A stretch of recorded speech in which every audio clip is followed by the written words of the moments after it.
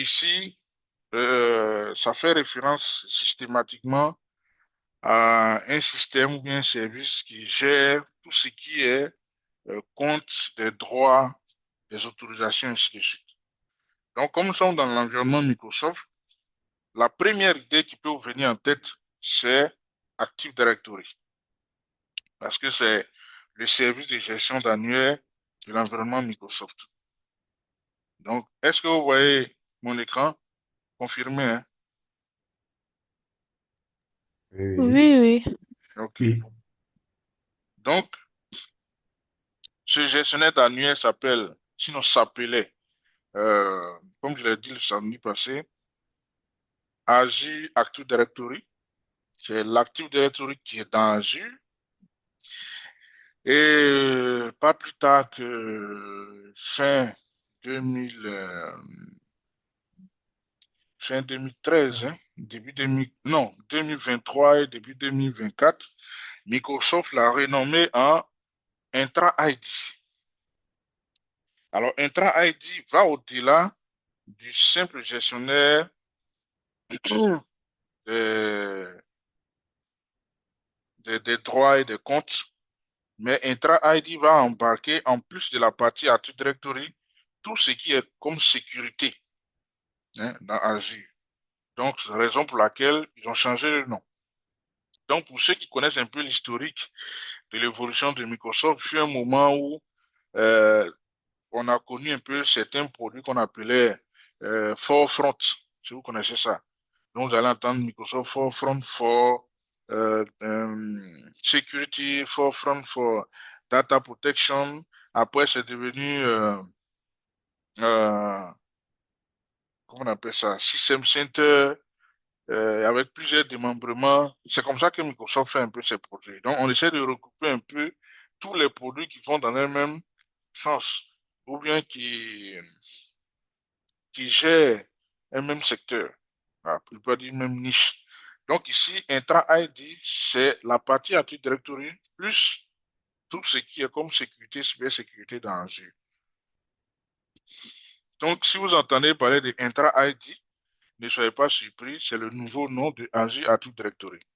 Mais dans le cours, tantôt, on vous parlera d'Azure Active Directory, tantôt, on vous parlera de Intra ID.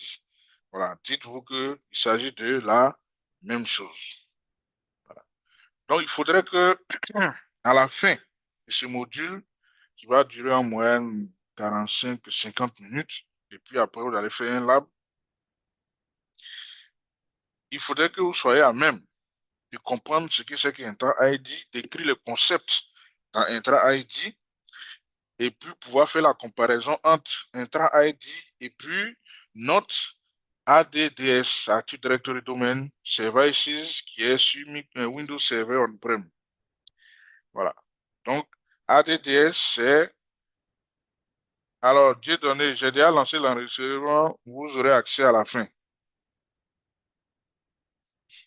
Donc, d'accord, d'accord. voilà, vous aurez accès à la fin. Ici, ADDS, c'est Active Directory Domain Services, comme je le disais. C'est l'Active Directory qui est dans Windows Server. Voilà. Donc, on verra les différents types de licences qu'il faut dans Intra ID, bien sûr le P1 et le P2 dans vos labs. Je crois que c'est le P2 que vous allez utiliser. Voilà. Donc, on va voir ce que c'est que le Self-Service Password que vous utilisez déjà, mais je vais vous expliquer comment ça se passe, comment paramétrer. Euh, et puis, sachez que ce module compte entre 20 et 25% lors de la certification. Voilà.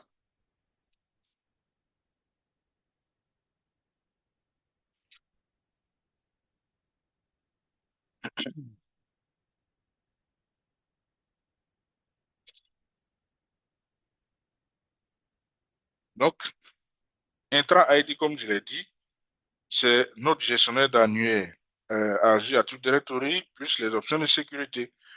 Donc, qu'est-ce qu'il va faire? Il va nous permettre de pouvoir gérer, sinon configurer tout ce qui est comme accès à nos applications et aussi les authentifications, surtout les authentifications uniques. Voilà. Alors, j'explique, hein, pour accéder à nos applications, c'est un peu comme à l'accoutumée on-prem, hein. Voilà. Donc, il faut que l'utilisateur qui va utiliser l'application ait un compte. Mais ici, il s'agit d'un compte AD, un compte Active Directory. Bien sûr, l'application même doit être enregistrée dans AD. Et puis, l'authentification unique, c'est quoi?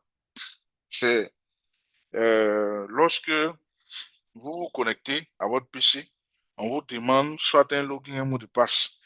Et une fois que vous fournissez ça, vous n'avez plus besoin, à chaque fois que vous vous connectez à une application dans votre domaine, de fournir encore une autre identité. C'est ça qui est l'authentification unique. Par exemple, cela se vérifie très simplement pour ceux qui utilisent Microsoft 365, par exemple sur vos PC. Voilà. Quand vous venez le matin, si votre PC est dans le domaine, vous vous loguez, mais vous voyez que chaque fois que vous lancez Outlook, on ne vous demande pas de vous identifier, à moins qu'il y ait, hein, comme on peut l'observer par moment, quelques petits soucis, hein, au niveau de peut-être du réseau, bien de l'AD, ou bien un mot de passe qui a expiré, qu'il faut initialiser, ainsi de suite. Sinon, dans le fonctionnement normal, une fois que vous connectez à votre PC, avec votre compte Microsoft, tous les autres services Microsoft auxquels vous devez accéder, on ne doit plus vous demander, hein, de vous authentifier. C'est de ça qu'il s'agit quand on parle d'authentification unique. Alors, gérer et approvisionner les utilisateurs et les groupes. Bon, Intra ID, bien entendu, comme je l'ai dit, a une partie de gestion d'annuaire. Donc, il va s'occuper de créer, de gérer les utilisateurs et les groupes. Voilà. On va l'utiliser également pour tout ce qui est comme solution de gestion d'identité. Donc, je vous parlais de tout ce qui est la partie sécurité, et ainsi de suite. Et puis, la fédération, c'est-à-dire que si vous avez un domaine, sinon vous avez plusieurs domaines, et vous voulez que ces différents domaines échangent des informations, bien sûr, on va utiliser Intra-ID pour s'occuper de cette fédération. Ou bien, vous avez un domaine dans le cloud qui est différent de votre domaine qui est dans votre entreprise on-prem. On utilise également Intra-ID pour pouvoir faire les échanges d'informations à la fédération. Donc, tout ce qui est comme fonctionnalité de sécurité, l'authentification multifacteur, j'explique un peu, l'authentification de base, vous fournissez login et mot de passe. Multifacteur, en plus du login et du mot de passe, il faut, hein, un autre outil qui permet d'authentifier qu'il s'agit de l'utilisateur qui est en train de se connecter. Donc, quelque chose qui vous est propre. Ça peut être votre empreinte digitale, ça peut être votre numéro de téléphone qui vous est donc, on va vous envoyer peut-être un code sur votre téléphone en espérant, sinon en estimant plutôt que le téléphone est à portée des mains, ainsi de suite. Donc, cela se vérifie quand souvent vous vous connectez à des services de messagerie publics comme les Gmail, Yahoo, Hotmail, je sais plus trop, puis même sur les réseaux sociaux comme les Facebook et consorts, et que vous avez oublié, par exemple, votre mot de passe, euh, il est rare qu'on vous demande, à part certains sites professionnels de certains éditeurs, il est rare qu'on vous demande de réinitialiser. En général, ils vont vous demander de confirmer votre numéro de téléphone et vous allez recevoir un code. Voilà. Donc, c'est avec ce code que vous vous connectez. Voilà. C'est aussi ça, l'authentification multifacteur. On peut utiliser aussi une carte à puce. Voilà. Il y a des PC qui ont un port, hein, où on peut insérer une carte à puce pour authentifier aussi notre connexion. Donc, dans tout le cours qu'on va faire, à compter d'aujourd'hui, qui est le module 1, jusqu'à la fin, le module 11, il y a des concepts, sinon des mots-clés que vous devez connaître. Bon, c'est pas comme à l'école, on va bosser par cœur, mais faites l'effort de connaître ces mots-clés, sinon ces concepts qui vont nous suivre et jusqu'à la fin et dans la vie professionnelle quand vous allez pratiquer. Alors, une identité. Quand on parle d'identité, c'est un objet qu'on peut authentifier. Bon, un objet, c'est quoi? C'est ça aussi. Je vous rappelle que à la base, Active Directory, le service d'annuaire, j'ai des objets avec leurs attributs. Donc, quand vous entendez parler de Active Directory, que ce soit on-prem ou dans le cloud, Active Directory permet de gérer des objets avec leurs attributs. Les attributs, c'est l'ensemble des informations, hein, faisant référence à un objet. Et ici, l'objet, ça peut être un PC, un ordinateur, un serveur, en tout cas un nom d'ordinateur ou bien un compte utilisateur. Voici les deux types d'objets que Active Directory gère. Donc, quand on dit une identité, c'est un objet qu'on peut authentifier. Donc ici, on est en train de dire qu'une identité ne peut être que soit un compte ordinateur ou bien un compte utilisateur qu'on peut authentifier. Voilà. Mais dans le cloud, sinon dans Intra ID, on va au-delà du compte utilisateur et du compte ordinateur. Parce que dans Azure, on ne gère pas seulement que des utilisateurs et des ordinateurs. On gère aussi d'autres choses, hein. On peut gérer, on va le voir, des tenants, on peut gérer euh, des groupes d'administration, voilà. On peut gérer des ressources, mais tout ça ne sont pas forcément des comptes utilisateurs ou bien des comptes machines. C'est pourquoi je vous ai dit au début que Intra ID va au-delà de ce que Active Directory fait traditionnellement. Donc ici, une identité, si on veut résumer, c'est tout ce qu'on peut authentifier dans le cadre d'Azure. Donc ça peut être un compte utilisateur, ça peut être un compte machine, ça peut être une ressource, voilà. Ça peut être des groupes d'administration, ainsi de suite. Mais en tout cas, tout ce qu'on peut authentifier dans notre environnement, on appellera identité, une identité. Ensuite, le compte, c'est une identité à laquelle sont associées des données. Et comme j'expliquais tout à l'heure, les données en question, ce sont les attributs. Par exemple, j'ai créé un compte pour bon, Roda, voilà, pour Roda, et toutes les informations que je vais ajouter, par exemple, je vais donner euh, la date de naissance de Roda, le lieu de naissance, le nom de ses parents, l'entreprise où elle travaille, le département où elle travaille, le service, son chef de service, son chef de département, euh, quoi d'autre, où elle habite, son numéro de téléphone, sa photo. Donc tout ça, ce sont les données qui sont associées à Roda. Donc quand on crée un compte, il ne s'agit pas seulement de fournir le nom, le prénom et puis le nom de connexion, mais il faut ajouter les autres informations. Parce que dans bien des cas, on peut en avoir besoin, hein, pour d'autres configurations de sécurité et autres. Voilà. Donc, un compte ne se limite pas seulement au nom, prénom et puis nom de connexion, bien login, mais en plus de cela, il faut ajouter les autres informations. Voilà. Et tous les comptes qui sont créés avec Microsoft Entra ID, on les appelle des comptes Entra ID. Mais bien plus, tout autre compte qui est créé avec un autre service cloud de Microsoft est appelé aussi compte Microsoft Entra ID. Donc là, apprêtez-vous pour ce que je vais vous dire, parce que on a pris l'habitude, bon, quand je dis on, c'est le commun, l'habitude d'utiliser les services gratuits, hein, grand public, Facebook, Hotmail, Outlook, ces choses-là, de manière gratuitement. Mais ce qu'on ne sait pas, c'est que ici, quand vous créez un compte, par exemple dans Hotmail, puisque c'est dit que tout autre compte qui est créé avec un service cloud de Microsoft. Donc, quand vous créez un compte dans Hotmail, Outlook, tous ces trucs-là, même LinkedIn, tout ça qui appartiennent à Microsoft, dites-vous que votre compte-là est vu dans Intra ID. Parce qu'il n'y a pas deux Intra ID chez Microsoft. Il y a un seul Intra ID. considérer le cloud comme un grand parapluie et en dessous se trouvent tous les services que Microsoft peut offrir. Donc, ce grand parapluie-là, c'est ça qui est Intra-ID. Vous voyez, pour ceux qui font un peu le réseau comme le backbone.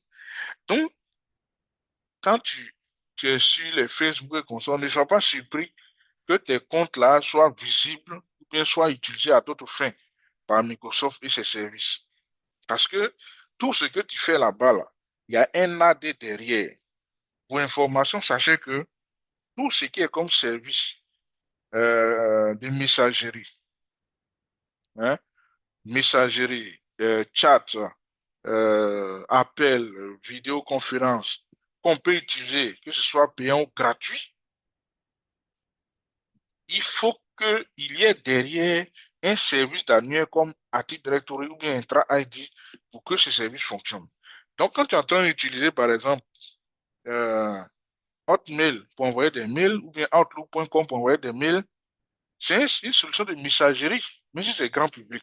Or, pour que la messagerie fonctionne, il faut derrière un AD, Active Directory. Ce qui veut dire que tu as embarqué, sans le savoir, dans un gestionnaire d'annuaire de Microsoft, sans le savoir, parce que tu penses que tu es en train d'utiliser le service gratuitement. Mais ton compte là est enregistré dans un service d'annuaire là-bas.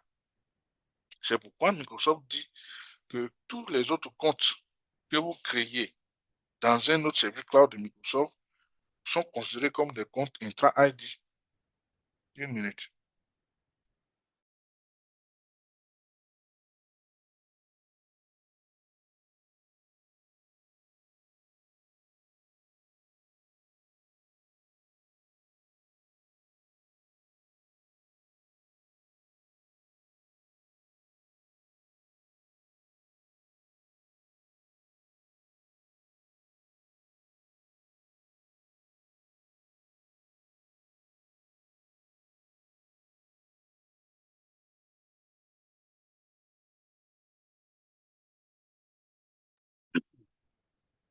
Donc, il faut faire très attention. Donc, par exemple, bon, certains d'entre vous ne le savent pas, mais je le dis, chaque fois que vous vous connectez au Gmail, le truc, votre compte là est visible, bien enregistré quelque part dans un gestionnaire d'annuaire, donc les gens peuvent s'en servir. Ensuite, ce qu'on appelle locataire ou annuaire, ou bien en anglais tenant, vous allez beaucoup entendre ce mot-là, tenant, un tenant. Alors, sachez que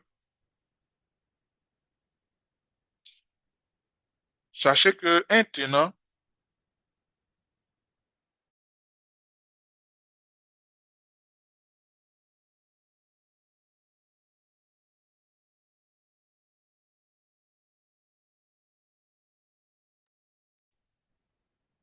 donc le locataire, c'est une instance dédiée et approuvée.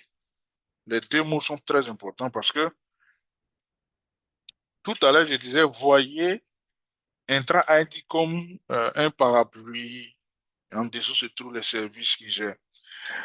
Voyez aussi Intra ID comme une grosse base de données. Voilà. À l'intérieur de laquelle on va trouver des instances. Donc, un locataire, un annuaire ou bien un tenant n'est qu'une instance dédiée de ce Intra ID. Et une fois que c'est dédié, quand on dit dédié, ça veut dire que c'est propre à une organisation ou bien un individu pour son utilisation. Et il faut que ce soit approuvé. C'est-à-dire qu'il faut que les services de Microsoft authentifient, certifient, ainsi de suite. Donc, un locataire, un annuaire ou un tenant est une partie, voilà, une partie, mais dédiée et approuvée. Alors, une partie, mais avec isolation, c'est-à-dire que on peut être 1000 ou bien des milliards dans Intra-ID, mais chacun avec son tenant. Voilà. Chacun avec son tenant. Ce qu'on ne peut pas faire, c'est que il ne peut pas avoir deux tenants du même nom. Voilà, ça, c'est pas possible. Mais à l'intérieur, on peut avoir autant d'instances, autant de tenants qu'on veut, dédiés à chacun, à chaque organisation pour son utilisation. Mais les tenants, il ne peut pas avoir deux tenants du même nom. Voilà. Donc, lorsque vous décidez d'embarquer dans l'utilisation du cloud, sachez que euh, Microsoft, je peux dire, est présente partout. Voilà, c'est pas parce que vous payez que non, non, non. Voilà, parce que c'est eux qui ont mis en place leur data center. C'est eux qui contrôlent tout. Mais bon, il y a ce qu'on appelle des SLA qui vous lient à Microsoft. Donc, dans ces SLA-là, il y a des thèmes du contrat. Si Microsoft utilise vos données à telle fin, vous réservez le droit de les poursuivre ou bien demander remboursement ou bien demander, euh, comment je fais dire ça, des dédommagements. Mais ça, c'est vraiment dans le cadre où vous payez, hein. Mais si tu ne payes pas, que tu utilises les options gratuites, ne t'attends pas à ce que tes données soient protégées. Voilà, c'est aussi ce que vous devez savoir. Voilà. Donc, on peut avoir une instance et à l'intérieur de cette instance, ou bien à partir de cette instance, créer d'autres instances. Voilà. Ça aussi, c'est possible. Voilà. Et ces instances-là vont jouer le même rôle comme ce que j'ai décrit au départ, c'est-à-dire gérer tout ce qui est identité, sécurité, voilà, ainsi de suite. Donc, si vous entendez tenant, locataire, instance ou annuaire, il s'agit de la même chose. C'est-à-dire que c'est votre partie de Intra ID que Microsoft vous a dédié pour votre utilisation. Enfin, voilà, c'est ça. Et pour finir, on a l'abonnement Azure, qu'on peut appeler aussi la souscription. Voilà. C'est ce qui permet de payer tous les services cloud Azure que vous allez utiliser. Donc, euh, je disais tantôt souvent que c'est un peu comme votre ligne budgétaire. Bon, pour ceux qui ont l'habitude de travailler sur les budgets, ou bien votre compte, hein, chez Microsoft. Et c'est à partir de ce compte que Microsoft va vous prélever tout ce que vous allez utiliser. Et sachez que dans le cloud, alors si je dis rien n'est gratuit, c'est vrai que c'est un peu trop exagéré, mais presque rien n'est gratuit. Parce que même quand vous créez une VM, vous l'utilisez, on vous facture. Quand vous arrêtez la VM, même la VM éteinte vous coûte quelque chose. Voilà, vous coûte quelque chose. Donc c'est pourquoi le samedi passé, je parlais de gestion de cycle de vie. Donc même quand tu n'utilises pas, mais à partir du moment où tu as créé ou bien tu as sollicité ce service et que c'est pendant, hein, c'est en attente, dans Azure, Azure va vous facturer quelque chose, même si c'est minime. Parce que ce sont les ressources que vous avez mobilisées. Voilà. Donc il faut faire très attention. Donc l'abonnement, chaque fois que vous devez créer quelque chose, solliciter un service, faire des configurations, la première des conditions que Azure va vous demander, c'est de fournir votre abonnement, votre souscription. Et dès que vous fournissez la souscription, c'est automatique. Voilà, Azure check si cet abonnement contient suffisamment d'argent, ok, il valide. S'il n'y a rien, il va vous dire non, que votre abonnement n'est pas assez suffisant pour faire ce que vous voulez faire. Voilà. Donc, retenez très bien ces concepts clés qui vont vous aider, hein, pour la suite.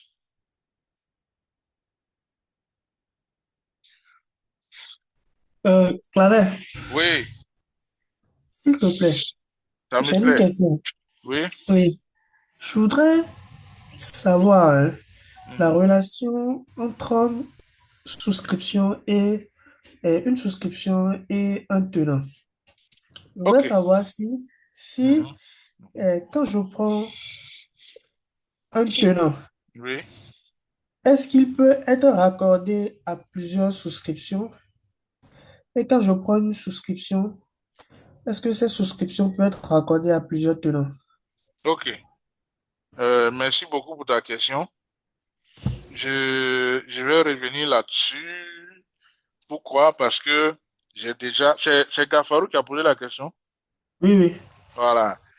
Donc, je l'ai dit le samedi passé, je vais le répéter et je vais le répéter qu'à la fin de la formation. Un tenant, comme je l'ai dit tout à l'heure, c'est votre partie. Hein, c'est-à-dire que c'est votre instance dans Intra-ID. Et donc, dans cette instance que Microsoft vous a dédiée pour votre utilisation, vous pouvez avoir plusieurs souscriptions. Donc, pour répondre à la question précisément, un tenant peut avoir plusieurs souscriptions. Ou bien un tenant, bon, on ne dit pas rattaché, mais c'est plutôt plusieurs souscriptions peuvent être rattachées à un tenant. C'est clair? Mais le contraire n'est pas juste. C'est-à-dire, euh, une souscription peut pas être rattachée à plusieurs tenants. Ça, c'est pas possible. C'est bon? Un exemple dans la vie pratique, hein, dans la vie réelle, c'est comme votre numéro de téléphone, la souscription ou bien l'abonnement. Donc, vous voyez que dans certains pays, c'est autorisé d'avoir plusieurs numéros de téléphone mobile. Bon, moi, en Côte d'Ivoire, j'ai peut-être trois ou quatre numéros de téléphone, mais pour chaque numéro de téléphone, j'ai un compte sur l'opérateur, je charge, je mets des unités, ainsi de suite. Donc, chaque fois que je mets un appel à partir d'un des numéros, pendant que je suis en train de communiquer, selon le type de facturation de l'opérateur, mon compte est déflacté au fur et à mesure, jusqu'à ce que je n'ai plus d'unité et on me dit non, vous n'avez plus assez d'unités pour poursuivre la communication et puis on coupe. Donc, la souscription, c'est un peu ça. Donc, un individu peut avoir plusieurs numéros de téléphone, plusieurs comptes chez les opérateurs, mais tu ne peux pas prendre un numéro, par exemple, sur Move, et puis le même numéro va être en même temps Move, Orange, MTN, je ne sais pas. Non, c'est pas possible. Donc, une souscription ne peut appartenir qu'à un et un seul tenant. Par contre, un tenant peut avoir plusieurs souscriptions. Voilà. C'est bon? Oui, c'est bon. Clair. Merci. Voilà. OK.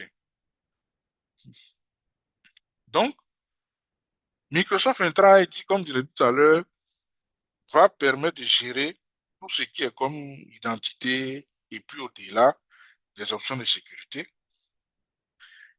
Et on va pouvoir se connecter, hein, et l'utiliser grâce à, bon, si je parle un peu en anglais, REST API. Bon, en français, on dit API REST, mais la bonne appellation, c'est REST API. Sur HTTP et HTTPS, je vous conseille plutôt HTTPS. Voilà.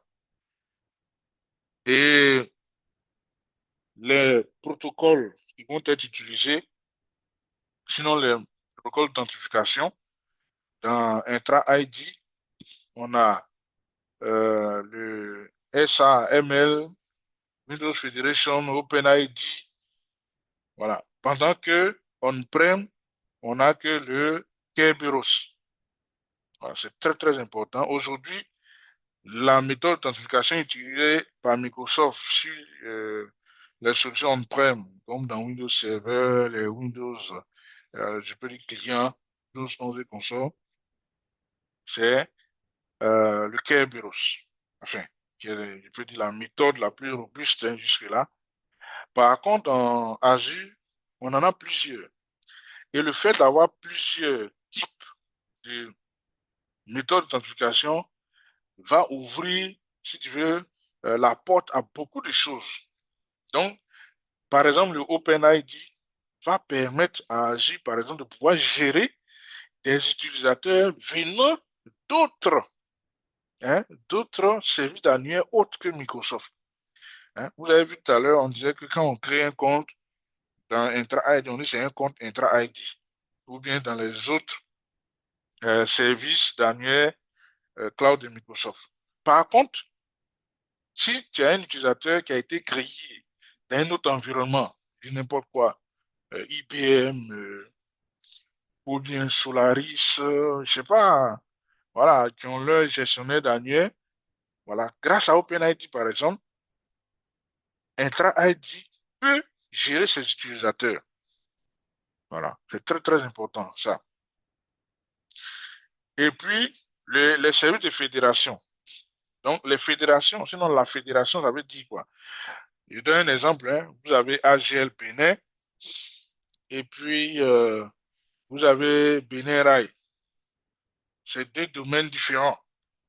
Mais pour permettre à ce que un utilisateur qui a Bénin Rail, quand il vient avec son PC, il arrive dans le réseau de AGL Bénin, il peut se connecter, mettre son login de Bénin Rail sans qu'il reçoive un message d'erreur, tout ça, c'est grâce à la fédération. Et aujourd'hui, même dans les solutions grand public, la fédération existe bien. Mais souvent, on ne sait pas que c'est ça. Donc, quand par exemple, vous avez déjà un compte Gmail, un compte Microsoft, un compte, je sais pas, et que, voilà, un compte Gmail, un compte Microsoft, et puis vous voulez créer un compte Facebook. En général, on ne te demande même plus de fournir. Avant, il faut mettre le nom, prénom, date de naissance, ainsi de suite, plein d'informations. Mais aujourd'hui, si vous avez déjà un compte de ce que j'ai cité, dès que vous voulez créer par exemple, un compte LinkedIn, un compte Facebook, on te demande est-ce que tu as déjà un compte Microsoft? Si tu dis oui, tu cliques dessus, paf, il récupère les informations et puis tu es connecté. Donc la fédération, c'est ça. C'est-à-dire que ça permet à un utilisateur venant d'un autre domaine de pouvoir être authentifié par le gestionnaire d'annuaire d'un autre domaine, simplement. Voilà. Et une autre différence entre Azure Active Directory on-prem, pardon, euh, Active Directory Domain Services on-prem et puis Azure Active Directory ou bien Intra-ID dans Azure, c'est que il n'y a pas de GPO. Donc, nos amis qui aiment bien les GPO, Group Policy Object, ça n'existe pas dans Azure. Bien entendu, tout ce que les GPO font, on peut faire les mêmes choses, voire plus dans Azure, mais d'une autre manière. Mais les GPO, même en tant que tels qu'on paramètre et tout ça, sur Windows Server, ça n'existe pas dans Azure. Un autre élément, il n'y a pas d'unité d'organisation. C'est-à-dire, quand tu prends Active Directory on-prem, tu peux créer des unités d'organisation pour bien gérer ton AD par rapport à des départements et autres, bien des directions. Non. Dans Intra-ID, si vous avez 10 000 utilisateurs, tous les 10 000 utilisateurs sont créés à un seul endroit. Voilà. Tout ce qu'on peut faire de plus, c'est de créer des groupes. Sinon, il n'y a pas d'unité d'organisation. Voilà. Vous pouvez ranger les comptes que vous créez par date de création, par ordre alphabétique, ainsi de suite, mais il n'y a pas d'unité d'organisation. Vous devez savoir ça. Donc, n'allez pas chercher des unités d'organisation hein, dans Azure. Ça n'existe pas. Alors, tout à l'heure, je parlais des différentes licences, sinon les plans qu'on peut utiliser avec Intra-ID. Donc, les deux principaux, c'est le P1 et puis le P2. Non. Sinon, l'option gratuite, ça veut dire que si vous créez un compte Azure gratuit, hein, vous êtes dans la partie gratuite. C'est-à-dire que vous pouvez faire l'authentification unique, l'authentification cloud fédérée, vous pouvez faire le self-service password et puis le MFA. Ça se limite à là. Mais pour vraiment bénéficier des avantages et autres de Azure, il faut commencer par utiliser au moins le P1. Voilà, avec tous les avantages qui sont là. Ou bien, si vous avez les moyens, vous allez prendre le P2, qui est presque complet. Voilà. Ensuite, on a la partie suite Microsoft Intra. Alors ça, c'est de manière, je peux dire exceptionnelle, si vous avez des produits spécifiques qui demandent ce plan. Sinon, en général, c'est le P1 et le P2 qu'on utilise. Voilà. Et je crois dans les labs, c'est le P2 que vous allez utiliser.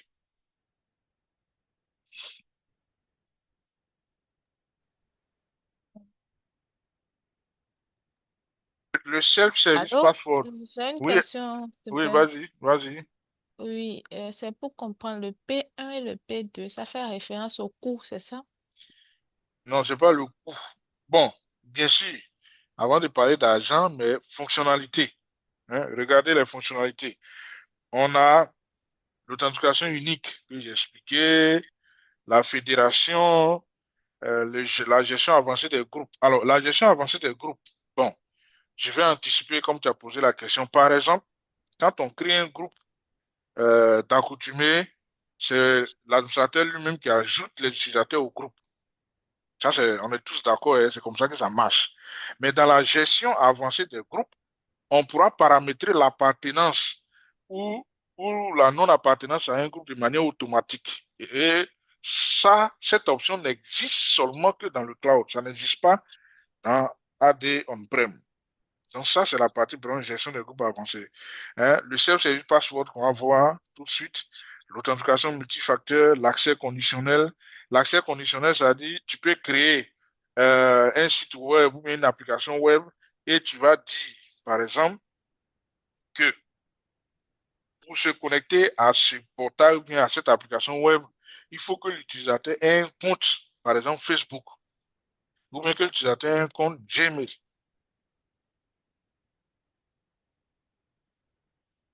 ou bien que l'utilisateur ait un compte AD, ainsi de suite. Ça, c'est l'accès conditionnel.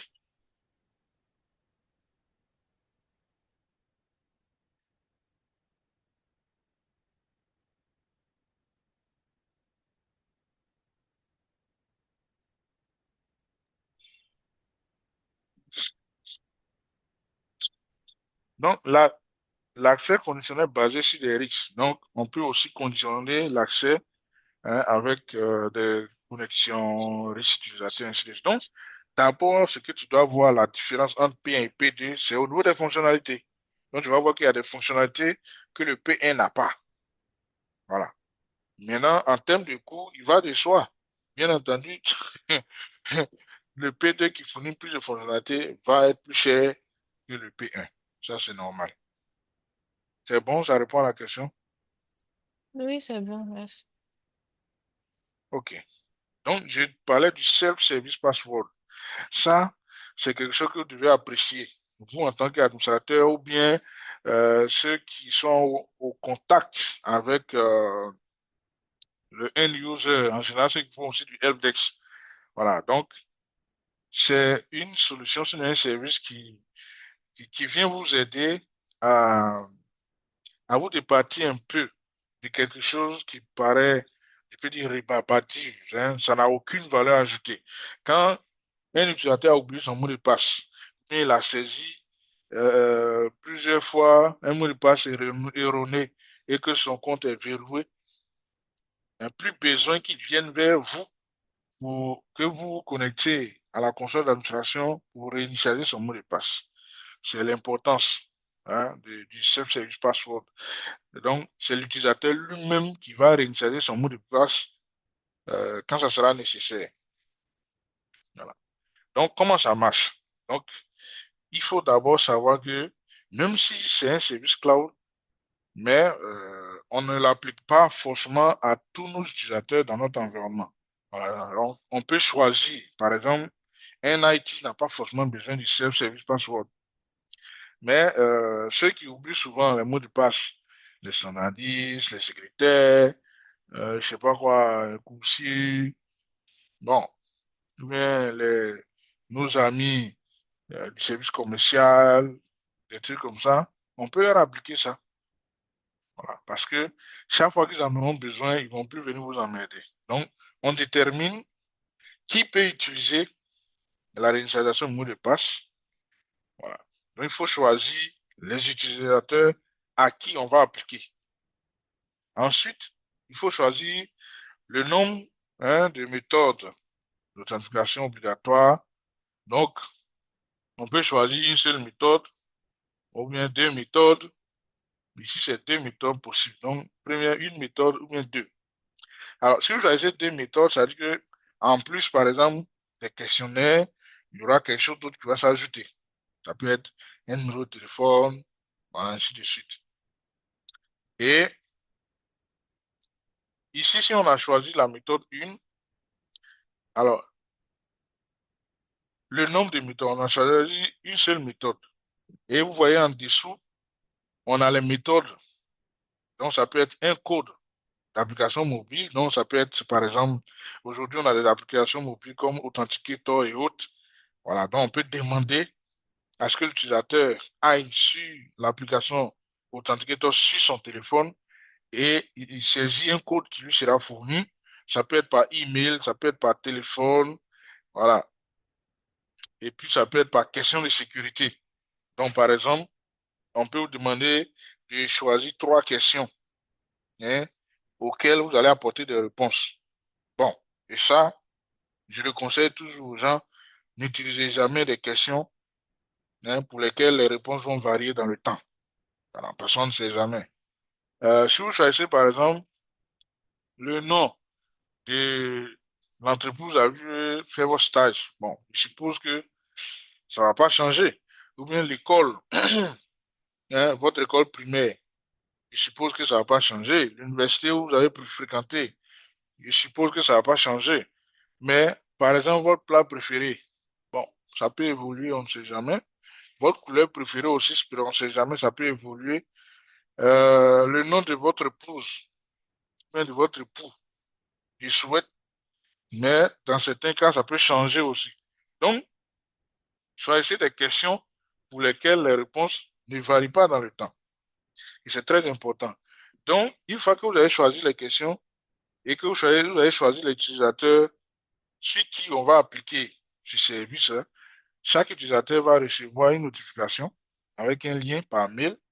Il va aller sur le lien et quand il clique, il verra les questions, il va répondre aux questions. Et chaque fois qu'il sera confronté à un problème de mot de passe et qu'il doit réinitialiser le mot de passe, on va lui demander, pour confirmer que c'est vraiment lui, de donner les réponses à ces questions. Bon, si tu te trompes de réponse, c'est que c'est pas toi. Voilà. Donc, c'est un peu ça le self-service password. Donc, je crois que ça existe, même en dehors de Microsoft, hein, ça existe dans certains environnements. Voilà. Quand vous voulez changer de mot de passe, on peut vous demander un certain nombre d'éléments. C'est bon? OK. Donc, gérer, configurer les identités. Donc, pour créer un utilisateur, comme je l'ai dit, c'est simple, hein. Dans votre portail Azure, vous allez voir Intra ID. Et dans Intra ID, vous verrez utilisateur. Si c'est en anglais, user. Et puis voilà, nouveau utilisateur. Alors, on a deux types d'utilisateurs dans Intra ID. On a l'utilisateur de notre domaine et puis on a l'utilisateur invité. Voilà, vous faites très attention. Donc, l'utilisateur de notre domaine qu'on appelle aussi utilisateur membre, c'est un utilisateur que nous-mêmes on crée à partir de Intra ID. Donc, quand tu fais un nouveau utilisateur, tu renseignes les informations, comme je l'ai dit, et tu crées l'utilisateur. Par contre, si vous recevez, par exemple, ne pas utiliser un terme un peu bon, un coopérant ou bien un consultant, au lieu de lui créer un compte localement ou bien dans votre environnement, s'il a déjà un compte, ça peut être même un compte Gmail, mais ce n'est pas un compte de son organisation, vous pouvez l'ajouter comme compte invité. En tout cas, c'est une très bonne solution. Et lui, il va recevoir un mail dans sa boîte, hein. Si c'est un compte Gmail, il va recevoir le mail dans sa boîte Gmail. Et il va cliquer sur un lien pour accepter. Et une fois qu'il accepte, son compte est ajouté dans ton annuaire Intra ID et tu peux manipuler, gérer ce compte comme si c'était un compte que tu as créé directement dans Intra ID. Ça aussi, c'est l'un des avantages des comptes invités. Et le jour où il s'en va, voilà, vous le sautez, c'est fini. Bon, on peut aussi paramétrer l'expiration ou bien la suppression du compte, comme on a l'habitude de faire aussi dans l'AD. C'est-à-dire que tu crées un compte, tu dis, bon, ce compte sera valable pour 3 mois. Quand les 3 mois arrivent, paf, le compte est désactivé. Ça aussi, c'est possible. Donc, je rappelle, et comme je l'ai dit tout à l'heure, quand on crée un compte, ça ne doit pas se limiter seulement au nom, prénom, nom de connexion, mais on ajoute toutes les autres informations possibles. Parce que ça peut être utile, hein, dans notre administration après. Donc, comme je l'ai dit, on peut créer un nouvel utilisateur ou bien inviter un utilisateur. Il faut renseigner toutes les autres informations du profil, très important. Et pour le faire, on peut être soit Global Administrator. Donc, si tu as un compte qui est Global Administrator, tu peux créer des utilisateurs ou bien tu es User Administrator. J'ai les deux.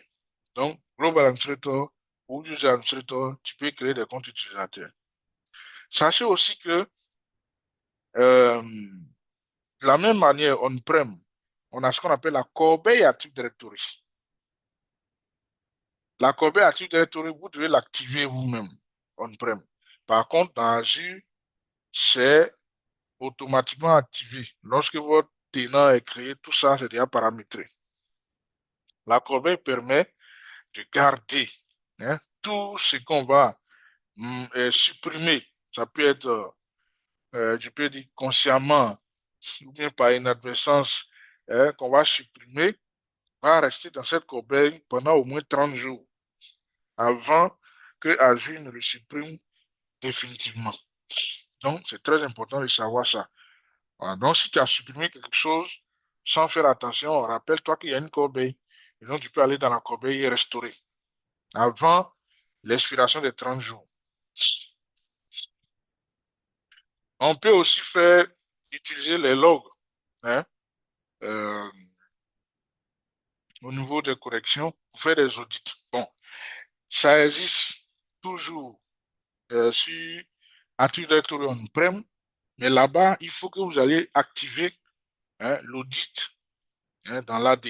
Quand vous activez l'audit dans l'AD, qu'est-ce que ça fait?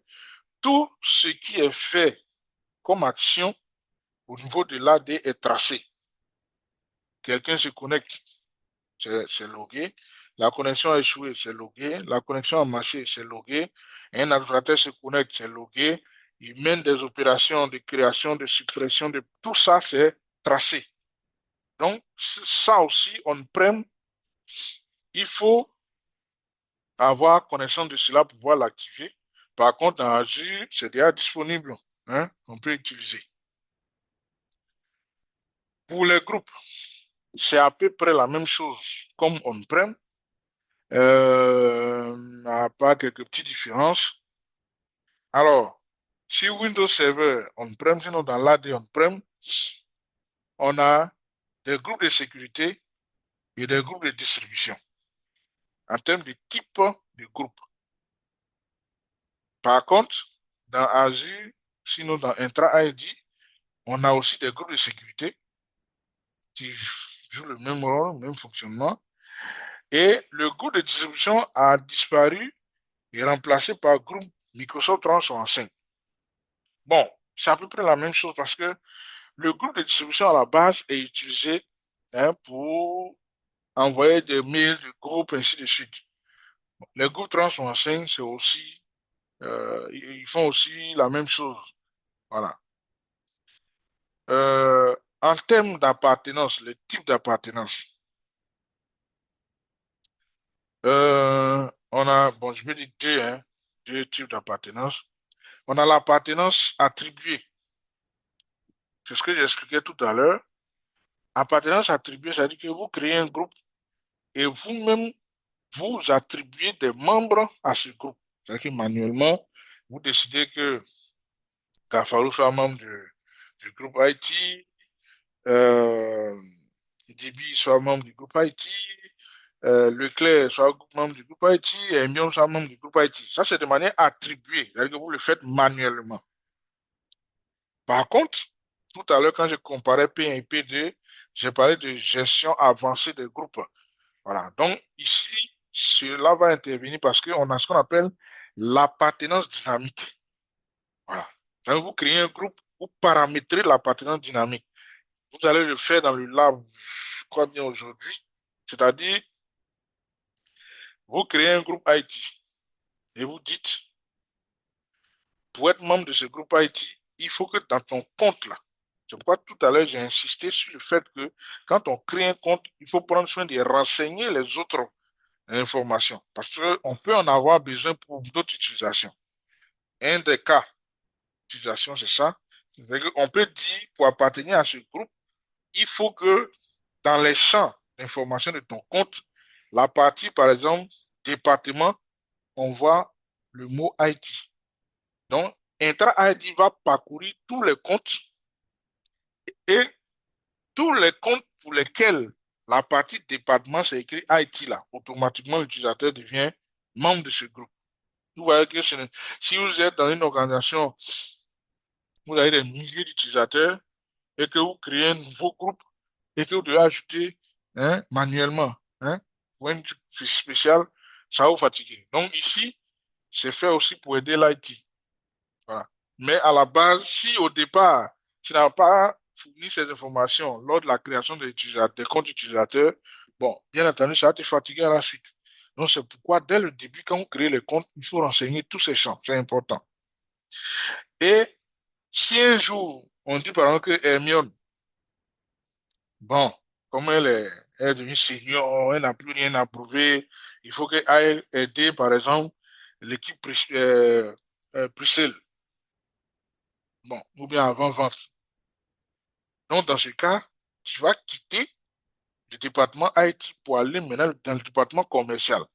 Donc, dès que moi, je vais modifier dans les informations de ton compte, la partie département, je mets commercial ou bien je mets département sales, automatiquement, Hermione n'est plus membre de ce groupe. Voilà. Donc, c'est ça qu'on appelle l'appartenance dynamique. Donc, il y a l'appartenance dynamique qu'on fait pour les comptes utilisateurs, aussi il y a de l'appartenance dynamique qui se fait aussi pour les appareils. Voilà. Quand on parle d'appareils, ça peut être des VM, ça peut être des téléphones, ainsi de suite. Donc, ce qu'il y a de nouveauté ici, c'est les groupes Microsoft 365 et puis l'appartenance dynamique, telle que je viens d'expliquer. En termes de licence aux utilisateurs ou au groupe, alors, quand vous êtes dans l'environnement Azure, il y a deux types de licences. On a les licences, votre environnement intra, hein, tout l'environnement intra, tel qu'on a vu tout à l'heure, P1 et P2. Dans ce cas-là, on n'attribue pas la licence individuellement à chaque utilisateur. Non. La licence est fournie pour tout l'environnement, si vous voulez, pour tout le tenant, bien pour notre abonnement, tout ce que vous voulez. Donc, si vous utilisez le P1 sera pour votre souscription, bien votre abonnement. Si vous utilisez le P2 sera pour votre souscription et non pour chaque utilisateur. C'est pour l'ensemble du tenant. Bon. Ensuite, on a la licence Office 365 qu'on connaît tous pour nos services de collaboration comme Teams, euh, SharePoint, Outlook, Yammer et consorts. Là-bas, les licences doivent être individuelles. C'est-à-dire que si je veux qu'un utilisateur puisse utiliser SharePoint, il faut que je lui attribue une licence pour la SharePoint. Donc, en général, on a plusieurs types de licences 365, hein, voilà. Mais la licence, sinon les licences les plus utilisées, c'est le E3 et le E5. Donc, si vous avez 100 utilisateurs et que vous voulez que tous les utilisateurs utilisent les mêmes licences, sinon les mêmes services, vous allez acheter 100 licences. Là-bas aussi, il faut faire très attention, c'est-à-dire que chaque fois qu'un utilisateur va démissionner, parce que la licence, Microsoft va vous facturer soit annuellement, ou bien triannuel, c'est-à-dire que 1 an ou bien 3 ans. Donc, si vous payez, par exemple, $100 par an par utilisateur et que vous êtes 100 et qu'en cours d'année, il y a eu 3, 4 démissions, il faut aller désactiver la licence sur les comptes des utilisateurs qui ont démissionné. Parce qu'une fois que vous désactivez la licence, cette licence devient disponible. C'est comme si elle n'a jamais été utilisée. Donc, tout nouveau utilisateur qui vient, tu lui crées un compte, tu peux lui rattacher une de ces licences pour utiliser. Mais beaucoup d'IT ne savent pas. Donc, ils sont 100, ils payent 100 licences. En cours d'année, il y a au moins 3, 4, 10 démissions. Bon, ils ne savent pas qu'il faut aller désactiver les comptes, retirer les licences. Quand on fait un nouveau recrutement, on commande une nouvelle licence. Tout ça, c'est du gâchis. Voilà. Donc, vous devez savoir comment ça marche et comment gérer pour faire des économies. Voilà. Il y a aussi des solutions, hein, dans Microsoft 365 qui ne font pas partie des blocs de licences que Microsoft offre. Donc, par exemple, si vous devez utiliser, euh, comment on appelle ça? Euh, il y a deux services Microsoft qui ne font pas partie du lot que je suis en train de chercher. On a, Visio? voilà, on a Visio et puis on a Project, je pense bien. Project, il y a deux, il y a Visio, il y a un deuxième, ça doit être Project. Oui, Et c'est ça. eux, comment? Project, c'est ça. Voilà. Donc, ces deux-là, en général, si vous avez votre licence Office 365, dites-vous que ces deux-là ne sont pas dedans. Voilà. Donc, là-bas, Microsoft va facturer par utilisateur. Donc, si un utilisateur en a besoin, vous faites la demande, Microsoft va activer, ça sera quelque chose de plus à votre facture. Donc, ça aussi, il faut faire très attention. Donc, parce qu'une seule licence Visio coûte plus cher que Word, Excel, tout ça réuni, hein. Voilà. Donc, si vous vous amusez à attribuer Visio à tout le monde, des gens qui ne vont pas utiliser, bon, ça va vous coûter de l'argent gratuitement. Voilà. Donc, il faut pouvoir gérer tout ça. D'où ce que je disais la semaine passée, le, pardonnez, le rôle, vous en tant qu'expert en Azure, votre principal rôle ne sera pas forcément ou bien seulement de faire les configurations, mais de pouvoir, voilà, donner toutes ces informations-là à votre management pour que le management arrive à prendre les bonnes décisions pour l'organisation. Voilà. Parce que eux, ils sont dans le management des opérations. Voilà, chaque jour, ils vont checker le compte de l'entreprise, est-ce qu'il y a assez d'argent. Bon, est-ce qu'il y a un client qui nous doit? Quels sont les deals qu'on peut négocier? Mais eux, ils ne sont pas dans cette partie OPEX technique-là. Donc, c'est à vous de leur donner ces informations. Voilà. Donc, vous allez aborder le premier lab d'aujourd'hui. Le premier lab, on a deux tâches. Vous allez créer, configurer des comptes utilisateurs et puis créer un groupe en ajoutant des membres, comme j'ai expliqué tout à l'heure. Voilà. Donc, pour ceux, sinon, l'autre, comment il s'appelle, notre ami Roda, qui n'était pas là la dernière fois. Il y a Hermione aussi qui avait un souci de connexion. Est-ce que vous pouvez confirmer que vous avez accès à l'environnement du lab? C'est très important pour que vous Oui, c'est puissiez. bon pour moi. OK, donc connectez-vous à l'environnement du lab et puis quelqu'un va nous partager qu'on voit le premier lab et et on vous donne le temps, hein, pour le faire.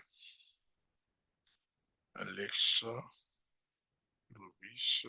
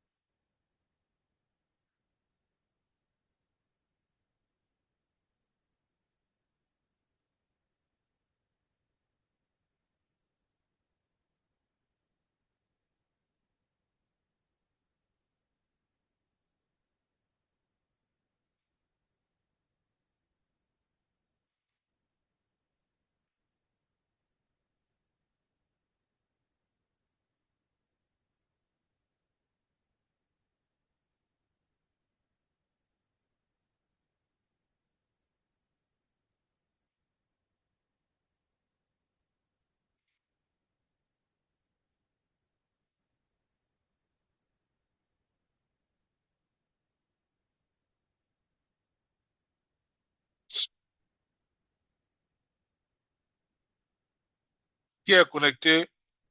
Il peut nous partager son écran.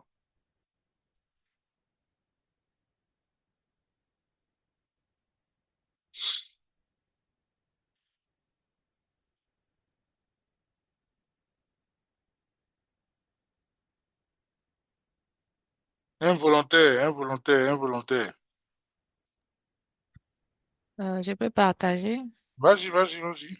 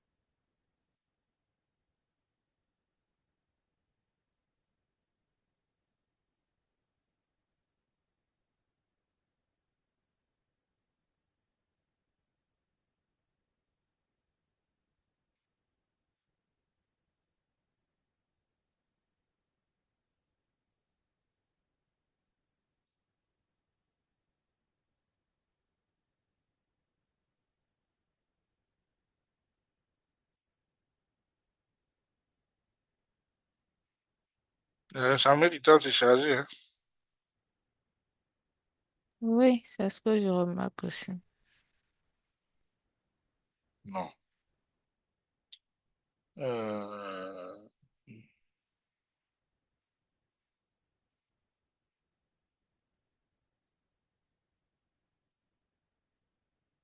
Vous utilisez quoi? 4G ou 5G? Oh, actuellement, je suis même au bureau, hein. Ah, tu vois. Non.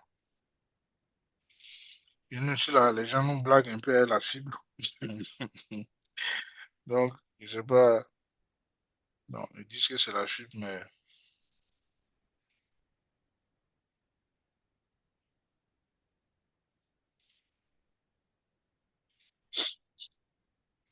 Donc, qui d'autre est déjà connecté? Ok, c'est bon.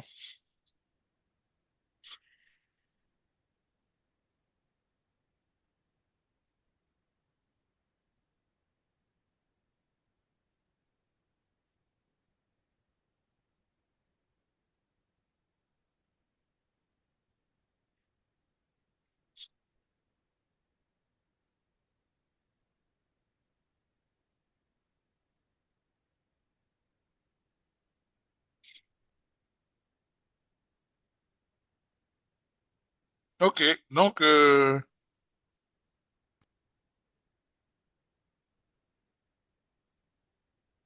voilà.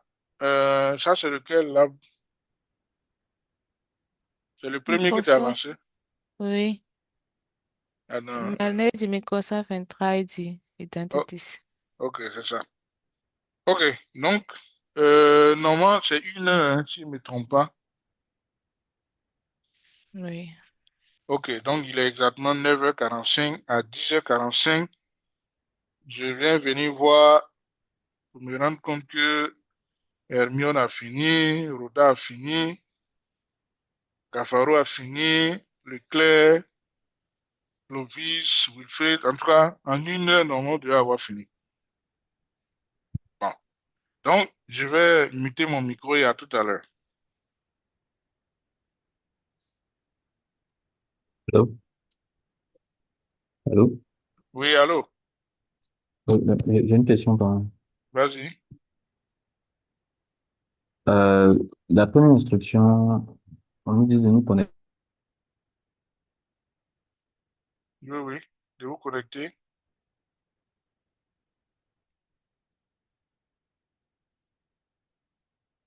Euh, je t'entends plus, hein. Allô?